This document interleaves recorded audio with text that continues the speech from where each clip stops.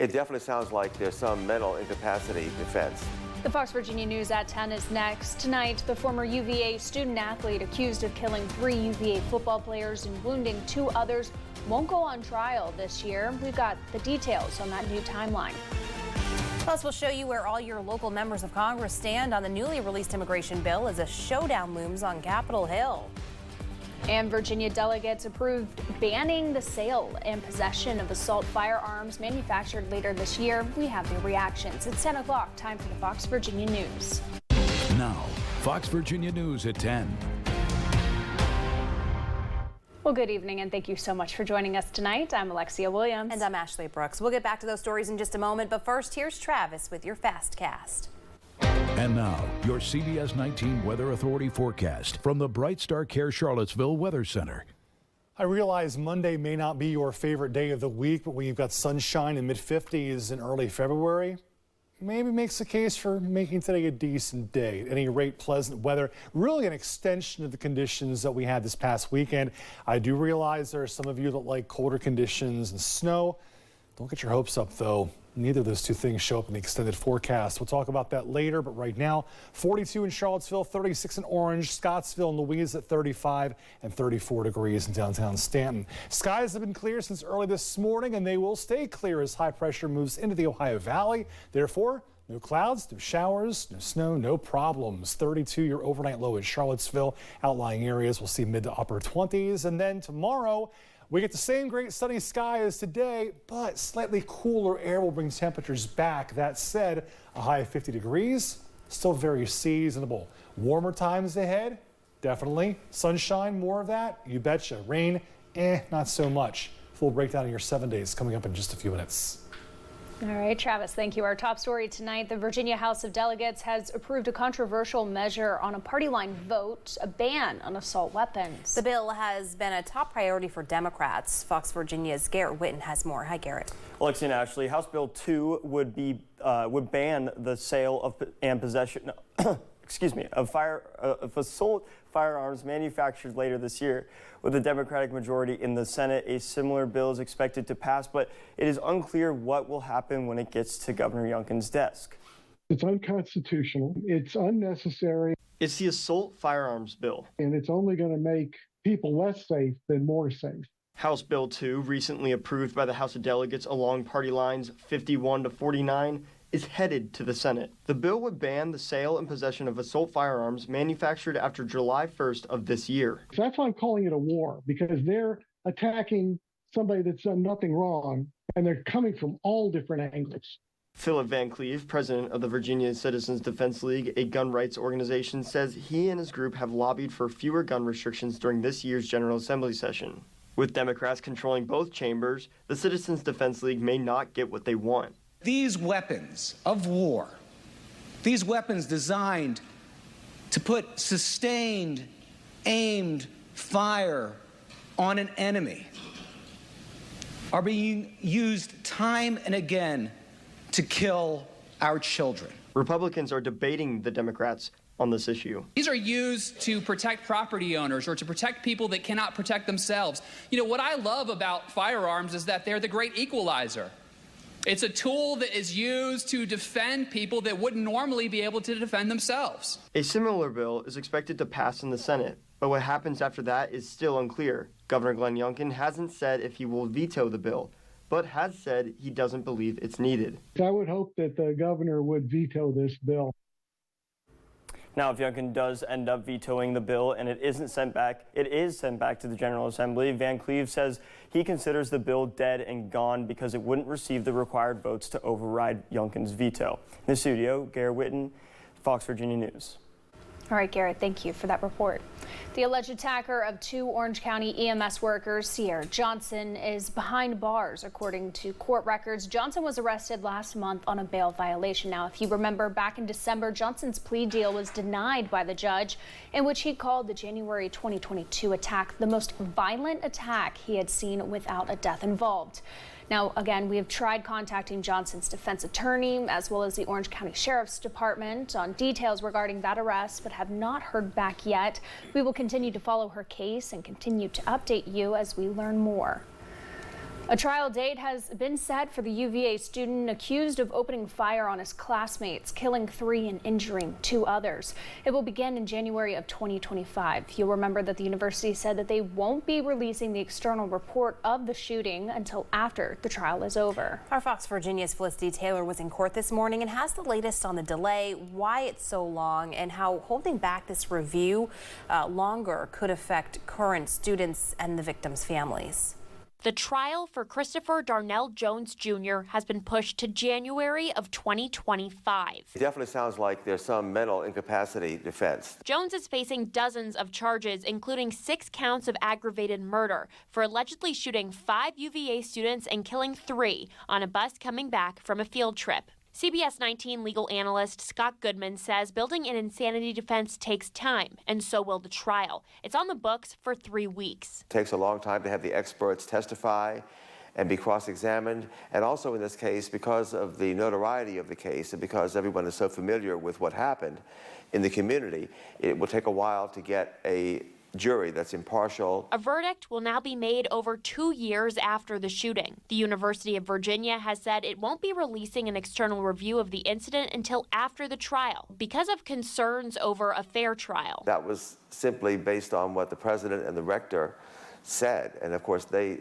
don't have experience in criminal cases, so it was never announced what was the basis for that conclusion. Goodman says UVA should release at least part of the report, especially since they've made some procedural changes. So the university could be safer as a result of what the report revealed, but we in the public don't know what that report said or in what ways the university fell short, which could have contributed to this horrible tragedy. And of course the taxpayers are paying for the report, and the families of the victims have already said they want to know what's in the report. He says the university could block parts of the report out that pertain directly to the case. Felicity Taylor, Fox Virginia News. Fox Virginia again reached out to UVA about that report but have not heard a response back.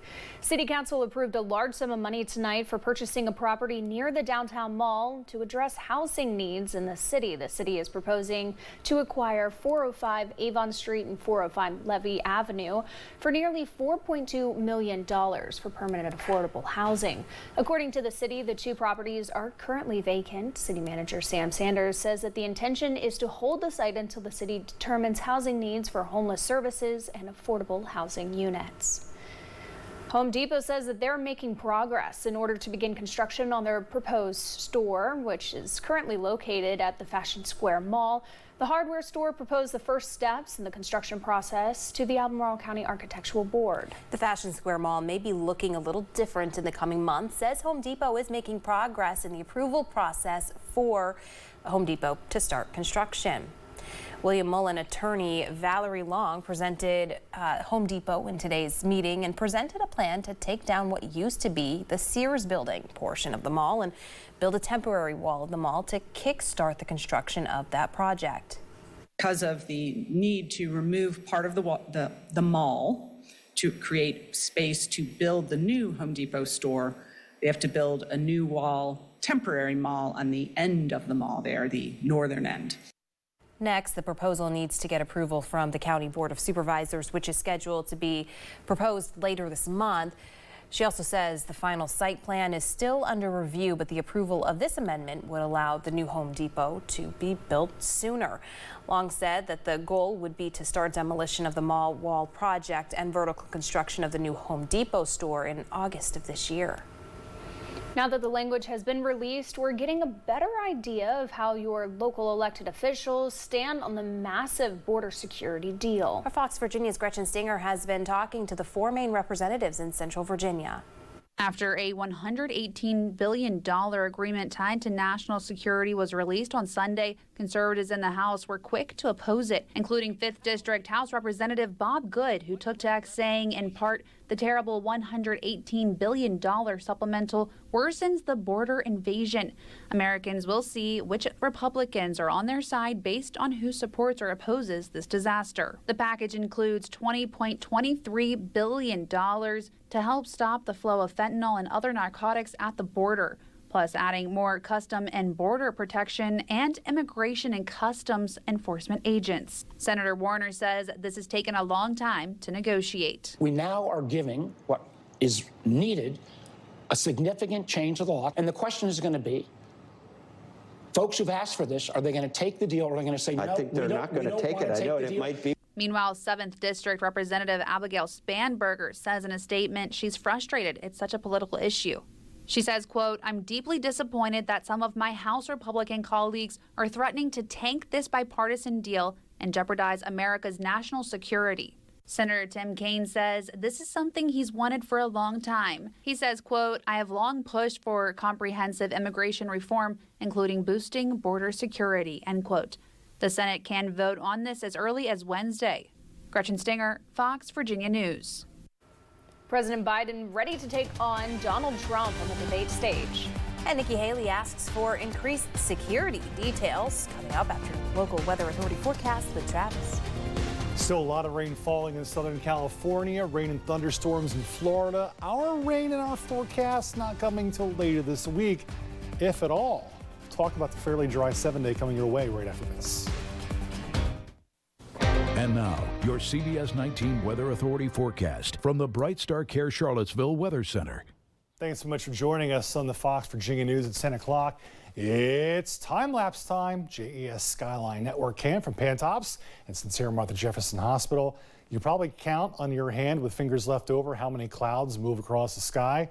That was lens flare. That was not a line of clouds. So you have 5 fingers or 4 fingers and a thumb left over. Anyway, skies were clear today. Very comfortable in terms of mild temperatures, if you so desire. Such with temperatures this afternoon in the 50s. And we got a lot more of that coming in the extended forecast. The overall pattern promoting more sunshine, very little rain, and warmer temperatures. HD satellite the last 3 hours. Again, just nothing moving through in terms of clouds. There might be some cirrus clouds passing through overnight. Still going to call it mostly clear, and they'll not really stop temperatures from falling to the 20s and 30s. Right now, 30s and 40s about the area. 40 outside of Ryder Road Studio Show at 42, 38 in downtown Charlottesville, and 39 degrees top Carter Mountain. Still a little breezy at elevation. Probably noticing a bit of a breeze too around Afton and Wintergreen. 41 for Roanoke. 53 in Knoxville, Indianapolis 36, Philadelphia at 37. Much warmer air to our south and our west, and that's what will get shuttled in here in the coming days as we gradually shift the winds from the northeast to the southwest. Along with that, high pressure. Let's see if I can pull it into view here. There you go, Green Bay, Wisconsin. High pressure is going to move into the Ohio Valley, keep all big storm systems out of the area. So the first part of this week, very calm, mainly clear. Back into sunshine tomorrow. However, you see how this high is rotating in clockwise fashion? Think of it like a pinwheel. So it's grabbing cooler Arctic air, pushing it down into the mid-Atlantic. So temperatures tomorrow not going to be as warm as today. That said, we're only going to be about 5 degrees cooler, and we're still going to have a very seasonable day. Tuesday's hourly planner. Upper 20s, lower 30s before sunrise, 44 degrees at 12 noon in Charlottesville, 49 degrees at 4 p.m. Highs overall will be around 50. Futurecast, yeah, there are your clouds. Not many, if at all. Clear skies for Tuesday, clear skies Tuesday night, clear skies on Wednesday. We warmed temperatures a little bit for Wednesday afternoon, warmed them even more on Thursday, but clouds will move in during the afternoon. And then Friday evening, it's our next chance for any showers, and they'll be few and far between, if at all. So don't cancel the outdoor plans just yet. Tonight, 32 the low in Charlottesville, outlying areas, upper 20s, lower 30s, and then Tuesday, sunshine, pleasant day. Skywise, 52 in Dillon, 51 for Louisa, 50 in Charlottesville, 48 in Madison, 49 in Culpeper. Cardinal Home Center extended forecast. Really, is this early February? 58 on Thursday, 62 on Friday with a couple of evening showers. Saturday, 68 and partly cloudy. Okay. Showers late Sunday into Monday morning with a gradual cool down, but still you're talking 58 degrees for a cool down in what will be mid-February. Right. Okay. That's right. wild to think about. Yeah, February did not get the memo that we're still in winter. And we were cold for those few weeks in January. You're thinking, okay, winter's here. We're going to have a legit winter. Yeah. Had a few inches of snow, and then typical in El Nino patterns, the pattern shifts, and you know, now we got warm temperatures. At least I can say I was glad that we had the snow this year. So we could have enjoyed it a little bit longer for sure, but I know, we had it. and it melted quickly. I know there's some that are ready for more snow, and not giving up hope, but it's really hard to do with a pattern like that. Right. Can't really complain with that either. Thank you, Travis. I appreciate it. Across the nation, President Biden says that he's ready to take on Donald Trump in a presidential debate, but be careful what you wish for. A recent NBC News poll has Trump edging ahead of Biden if the election were to take place right now. Fox News correspondent Bill Malugin has more from L.A. If I were him, I'd want to debate me too. You got nothing else to do. President Biden ready to take on Donald Trump again despite lagging in the polls. A recent NBC News poll shows Biden dipping in a head-to-head matchup, trailing the former president by 5 points if the election were held today. The poll suggests voters are mainly concerned with the economy and immigration. Trump does better than Biden on the economy by more than 20 points and on immigration by more than 30 points. Trump repeated his criticism of the current administration's border policies on Sunday Morning Futures. But when you look at what's happening to our country with people from jails and prisons, people from mental institutions and insane asylums coming in, our country is being destroyed. Trump also teased who he likes as a potential running mate in the election. I speak to everybody. I was watching Tim. I've been watching, for a while. I watched him campaign as a candidate. Kristi Noem has been incredible fighting for me. She said I'd never run against him because I can't beat him. One person not interested in being Trump's number two, his campaign rival, Nikki Haley. I am not interested in being vice president. I am running to be president. I'm running because we have a country to save. I'm staying in this race because Republicans cannot lose another general election. She's back in South Carolina ahead of the state's Republican primary later this month. And Haley has applied for Secret Service protection due to the increasing number of threats she says she's received. In Los Angeles, Bill Malugin, Fox News. Does it feel like you're looking for love in all the wrong places? According to a study, you might just be. Wallet Hub compared 182 cities across 3 main categories: economics, dating opportunities, and fun and recreation. The Hub says that Seattle threads the space needle at number 1 for restaurants, social clubs, and $70,000 as a median income. Las Vegas is at number 2 with hot nightlife and low crime. Denver's at 3 thanks to great parks and fitness centers, and the rest of the top 10 features cities like Atlanta, Austin, Portland, and Tampa.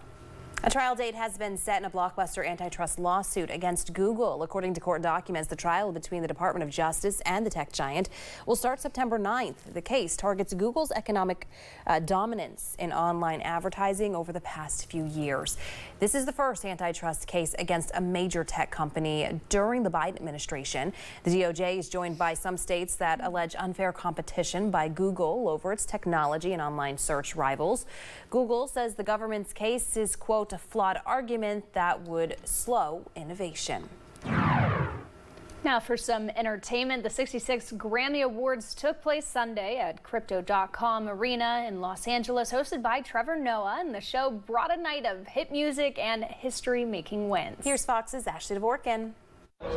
From those taking home Grammys Gold to those delivering show-stopping performances, here are highlights from music's biggest night. Taylor Swift. Taylor Swift made history as the first artist to win Album of the Year 4 times when she took the trophy for Midnights. She was presented the award by Celine Dion, who made a surprise appearance amid her battle with stiff person syndrome. Earlier in the night, Swift won her 13th Grammy for Best Pop Vocal Album and used the milestone to announce her next album, Tortured Poets Department, is out April 19th. Billie Eilish. Female artists ruled the night, including the Big 4 awards, with Song of the Year going to Billie Eilish for Barbie's What Was I Made For. Best New Artist went to Victoria Monet. Miley Cyrus won Record of the Year for Flowers, and before that, she won her first ever Grammy for the song, too. How far we've come. In special honors, Jay-Z received the Dr. Dre Global Impact Award. While accepting, he called out the Grammys for his wife, Beyonce, having a record number of Grammys but never Album of the Year. This is mine. You can't take it. The In Memoriam tribute featured performances by artists including Stevie Wonder, Fantasia Barrino, and Annie Lennox. Lennox ended hers on a political note calling for a ceasefire in Gaza. You got a fast car. Among the many stars who took the stage, Tracy Chapman joined Luke Combs for a moving duet of Fast Car. U2 rocked out the first ever broadcast performance from the Sphere in Las Vegas. Joni Mitchell made her Grammys performance debut. Billy Joel played his first single in 30 years and closed out the night.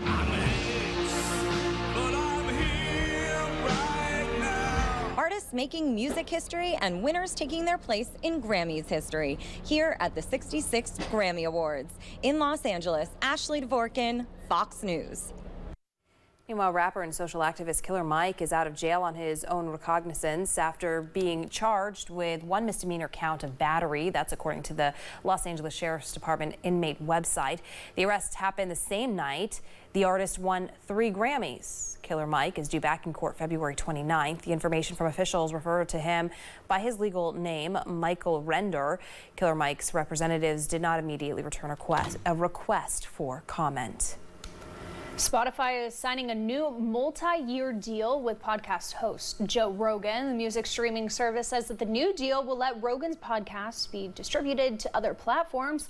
The Joe Rogan Experience has consistently been the #1 podcast around the world, but the show has attracted its share of controversy too, coming under fire during the pandemic for Rogan's skepticism about COVID-19. Spotify said that Rogan's podcast will be available on Apple, Amazon, and YouTube, but it did not comment further about the deal's terms. Well, New Jersey will host the 2026 FIFA World Cup at MetLife Stadium. The global soccer governing body said that the tournament will consist of 104 matches across the U.S., Canada, and Mexico. It will also feature 48 national teams instead of just the previous 32. Canada, Mexico, the U.S., they are all automatically placed into the tournament, and they will each play their group stage matches on home soil. Meanwhile, the quarterfinals will be held in Boston, L.A., Miami, and Kansas City. The semifinals will be in Dallas and Atlanta. All kinds of football, from yeah, the European kind to the American kind. That's right. I'll tell you, it is time for football, folks. 50 degrees and sunny on Tuesday, mid to upper 50s as we go into Wednesday and Thursday. We'll increase the clouds Thursday afternoon and get a couple of showers Friday evening, but they'll be few and far between, and not all of us will see rain. Dry, partly cloudy, 68 on Saturday, followed by a few more showers late Sunday into Monday morning. Slight easement of temperatures, but still upper 50s for mid-February next Monday. It's going to be mild. Is winter behind us? I don't think so. It's already going into spring, right? We didn't see a shadow. Hey, Punxsutawney Phil said early there you spring. Go. Let's go. I'm here Just for saying. it. All right, Travis, thank you for that. Thank you all so much for watching your Fox Virginia News at 10. See you tomorrow.